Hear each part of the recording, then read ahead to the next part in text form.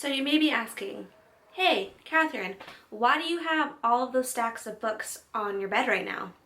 Great question. So I'm going to be redonating all of these books because okay then, well, let's continue.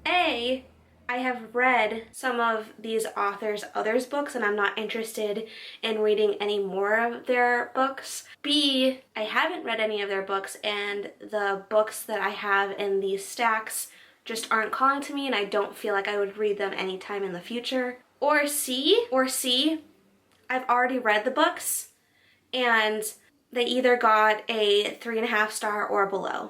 I'm the type of person where my philosophy is if it's not a 4 star and above and I don't see rereading it in the future, I'm not going to keep it. So it's really 3 reasons why I would be getting rid of one of these books is, so 1, I read the author's prior works and I don't want to read the other book that is by that same author in this pile. B, I haven't read any of their other works, but I just don't see myself rereading it in the future. Or C, I've already read it and I don't see myself rereading it again because it simply wasn't my favorite book. So let me take you through the books that I'm getting rid of, and I'm gonna go to the free little libraries in my area and donate them there. So let's start off with this stack that hasn't been knocked over yet. So we have some good old Book of the Month books. I have The Golden Couple. This is supposed to be a thriller book and I just don't see myself reading this because it's about like a wife and husband who go to therapy and it's some sort of thriller. For some reason it just does not call to me. I don't like reading about people's marital issues, if that makes sense. I read to escape reality, so I don't want to be reading something that reminds me of my own reality. Not that I'm going through marital issues, I'm not even married and I've never been married before, but this just seems a little bit too much like the real world for me to read it, so I'm not gonna read it. Another Book of the Month book is The Proposal. Apparently it's like a rom-com-y type book and it's about baseball, and I'm just not interested that much into sports romances, especially if it's rom-com-y-ish. Especially if it revolves around sports, I'm just not interested. I am going to be reading during the fall a Mariana Zapata book, which is like a football romance. I don't remember the name of it on the top of my head right now. Oh, it's called Hands Down. I see it right in front of me. But that's probably the only sports romance that I'm going to read just because I've heard so many good things about this. I haven't really heard a lot about The Proposal by Jasmine Guillory, so I'm not going to read it. I also mentioned in past videos that I'm not a big Christina Lauren fan. I read The Unhoneymooners by her and also Love in Other Words, and I just don't like the writing style of their books. I think it's not one singular person. I think Christina is one person and Lauren is one person. They're friends that write these books together, and I just don't see myself reading another Christina Lauren book because her writing style is just not for me. If you like her books, then go you, but like, no for me. And I was really excited to read a Christmas book this upcoming Christmas, and that's why I'm so sad about getting rid of that book, but I'm not gonna read it if I don't like the writing style, if you know what I mean. I can just find another Christmas book. And then these 2 books are Washington Black by Essie Udigan. I think that's how you pronounce it. And then A Mercy by Toni Morrison. I honestly only bought these books because it was like a used bookstore in Cambridge, Massachusetts. I heard that this specific used bookstore is like really renowned in the Boston area, and I felt bad being in there because it was like such a small space that I felt like I needed to buy something. Like I felt guilted into buying something because I felt like the cashier was like staring me down. So I ended up just buying these 2 because at the time they sounded interesting, but like since that moment I have not thought once about these books and reading them. So I'm gonna get them to the free little libraries and hopefully someone else will enjoy them. I also have been wanting to read Nicholas Sparks books, so there was a moment in time if I saw a Nicholas Sparks book in a thrift store, because they always have Nicholas Sparks books at thrift stores, I would buy it, and I ended up buying The Rescue by him. I do still have The Notebook, Dear John, and A Walk to Remember on my shelf because I do want to read those and then watch the movie after. But The Rescue, I'm not too sure if I'll ever get to that because I'm pretty sure it doesn't have a movie adaptation. So I'm going to redonate this. Hopefully someone else will enjoy this. And then the next couple books, I honestly don't know what they're about. I just liked the cover of them when I saw them either in like free little libraries or thrift stores. I honestly don't buy a lot of books at Barnes & Noble or like big box stores or just even independent bookstores in general. They're really expensive and I honestly feel really bad buying a new book from them because I could possibly get it on Thrift Books if you're familiar. It's a website where you can buy used books, or you can maybe find it if you're lucky at a thrift store or a free little library, or even going to your library, like an actual legitimate library, and checking it out. So I primarily got these next couple books from either those places like thrift stores or like free little libraries, and I just liked the covers of them without even reading the back. And I honestly haven't thought about these books since I've picked them up from those stores or from those free little libraries. So I honestly don't know what they're about. I'm sorry if I'm not describing them well to you. I'm just going to list them off, okay? Because I have a lot of books here that I want to get through and then drop them off at the free little libraries before it gets too dark out, okay? So I have All the Bright Places by Jennifer Niven. I think that's how you pronounce her name. Apparently it's on Netflix and it's a film, but I honestly don't have any desire to read this at all. I have If I Stay by Gail Forman and Amish Cinderella by Shelley Shepherd Gray. I do have some Amish fiction that I want to read, but this one in particular, I don't know if I'll ever get to because I already have some Amish fiction that I want to read. This one just doesn't seem like one that is calling my name. I've heard a lot of good things about Ellen Hildebrand. That's initially why I picked this one up. But I honestly don't really know anything else other than it's a Christmas book. The name of this is called Winter Street by Ellen Hildebrand.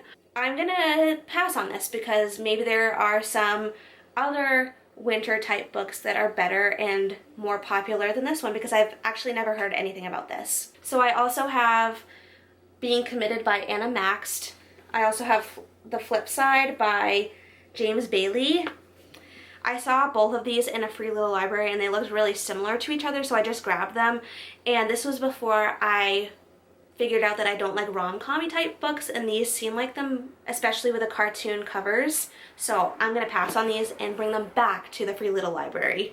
I think these are connected somehow. I don't know if they're like in the same series or if they're like interconnected standalones, but one is The Paris Seamstress and one is The Paris Secret, both by Natasha Lester.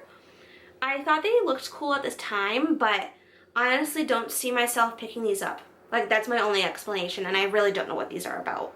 On to the next pile. I have The Power of Positive Thinking by Norman Vincent Peale. This is actually a second copy that I have, so I already have another copy on my bookshelf, so might as well give the second copy that I have to someone who probably needs it. These next two books are like Christian nonfiction. One is called Reforming Marriage by Douglas Wilson, and the other is A Tale of Three Kings. I think I ordered these off of Amazon, to be honest, like a few months back or maybe even years ago. I honestly don't remember when I bought these. It was somewhat recently, but like not enough recent for me to remember what these were about. And I think someone recommended these to me, but like I honestly don't think I'm gonna read these at all, other than like my Bible and my daily devotional that I read. Another Nicholas Sparks book. Like I was saying, I'm not gonna keep a lot of Nicholas Sparks books because I did go through that period of like buying a bunch of Nicholas Sparks books, just buying any and every one that I saw at a thrift store or a free little library. This one is called A Bend in the Road. I don't think that there's a movie adaptation to this, so it's gonna go. I also have Briarheart. I just liked the cover. It kind of looked medieval, and I don't know what this is about. And the only thing that I read on the back was Once Upon a Time, and that's what hooked me, and I didn't even read the rest of the synopsis, so I'm just gonna get rid of this. I have A Branberry Summer by Rianne Thane. I think that's how you pronounce the name. It just looks like a stereotypical like mass market books. Do you know what I'm talking about? The ones that you see like in a grocery store that you, like is on one of those like turnstiles. I just never was interested in those types of books, and this looks like one of those stereotypical mass market editions of books that like your grandma reads, and I don't know why I picked this up. I think I picked this up like a couple months ago from the thrift store that I manage, and I was like, you know what, I'm looking for a summer book, but then I ended up reading other summer books and never got to this one, and I don't think I'll ever get to this one, so goodbye. This is another summery type book that I picked up at the thrift store that I manage that I don't plan on reading. It's called Last Summer at the Golden Hotel by Alyssa Friedman. Like I was saying, I was going through this phase of like wanting to get a summer book, but then I ended up reading other summer books that were already on my bookshelves and on my TBR. So I don't see myself reading this anytime soon or at all, so I'm gonna get rid of this as well. And y'all, please don't judge me on this one because I did read the thing through and through. It's Credence by Penelope Douglas. This is like the spiciest book that I've ever read in my life. It did come out as a 4-star for me, and I told you that I would keep books that are 4 and up. This was just so spicy, like the spiciest of spicy books. And I just don't feel right as a Christian keeping this book in my house. I feel like it's heretical, so I'm gonna donate this somewhere else, okay? I guess I should have put all the Nicholas Sparks books together because I even have more Nicholas Sparks books. I told you I had this streak a couple years ago where every single time I saw a Nicholas Sparks book in a thrift store or at a free little library, I would pick it up. So I have The Wedding, 2x2, and Every Breath. Again, I don't see a movie adaptation for these books, so I'm not going to read them.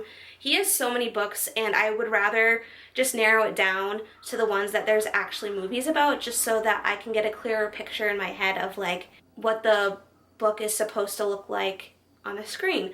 I love when books have movie adaptations because I like to compare them. I almost always love the books better than the movies, but I just like it because I'm a very visual person, and I like to compare like how the movie is and how it matches up to my brain and how I view it in my head. Because when I read, I almost see it as a movie too. So like, is my brain movie as good as the actual movie, or is the actual movie as good as my brain movie when I'm reading it? Does that make sense? I hope it does. I swear to you, I'm almost done, okay? I have Sophie Kinsella, Shopaholic. I feel like I've heard of this author before, but I've never heard of this book. It's not just called Shopaholic, duh. It's called Shopaholic Ties the Knot. And at this point in my life, when I did pick this up, I did know that I did not like rom-com books, so I don't know why I picked this up. So this is also saying goodbye. And y'all are gonna hate me with this next couple books because I know some of you are total Colleen Hoover stans, and I am certainly not. I read quite a few of her books. I read It Ends With Us, It Starts With Us, Ugly Love, and those are the 3 books that I read by her, and they were just not it for me. Ugly Love was a 2-star for me, and It Ends With Us and It Starts With Us was a 3-star, and they were just either mid or below mid.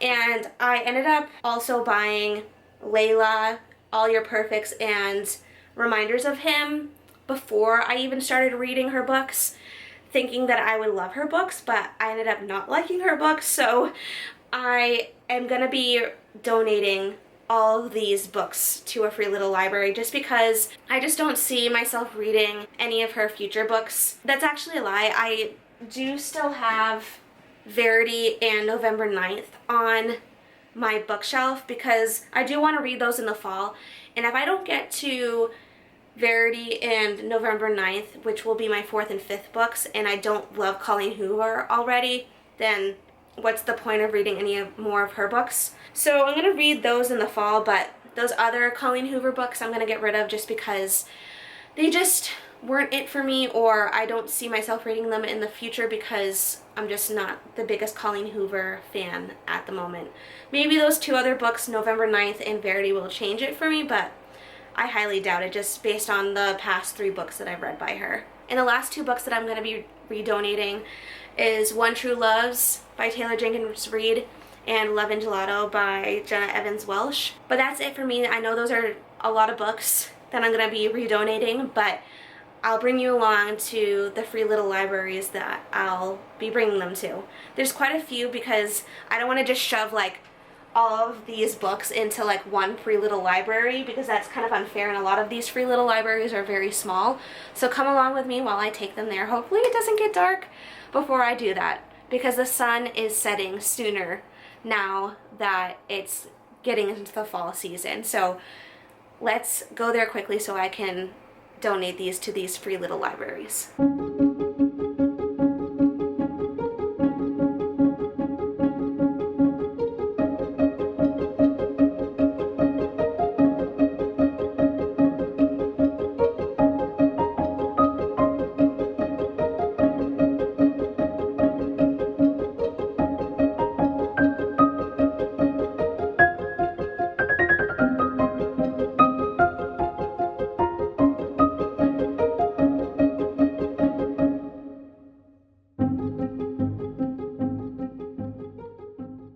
I'm just realizing now that my hair is looking redonkulous.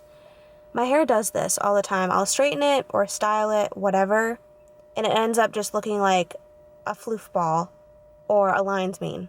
I can't help it. But as you saw, I brought the books to 3 separate free little libraries. And I should mention, you can actually search on their website for local free little libraries in your area. So if you want to do what I just did, or if you want to pick up some free books from one of those free little libraries, you can go do that. All you have to do is like type in your zip code in the map that they have on their website, and you can find free little libraries in your area. It's just a courteous thing to do, that if you are going to take books, that you leave some in the free little library. But you know what? If you just end up taking a book from the free little library, I don't see anything wrong with that, especially if you can't afford to buy books, because books can be expensive. It is just the most courteous thing to do is to leave a book if you do end up taking one. I didn't end up taking any books today from any of the free little libraries, just because I didn't see anything that catched my eye, or caught my eye, I should say. Not catched, caught my eye. I don't know how to speak English right now. I got out of work, and now my brain is just mush right now. But anyway, that was my little vlog for today, is bringing those books to the free little libraries. And I had fun doing it. It makes me feel better about myself doing that, because I know that it might be going to someone who actually wants the book and maybe can't afford it. I've definitely been in those situations where I can't afford certain things, like getting my nails done or getting my hair done or buying new clothes, so I've had to go thrift shopping or not get my hair and nails done. So even buying books, like I said before, can get really expensive. So this might be an outlet for someone to get a free book other than just going to the library. Yeah, that's it for me today. Thank you for following along. I hope it was enjoyable to watch. It was enjoyable for me to go do that. And I'll see you in my next vlog. See you later. Bye.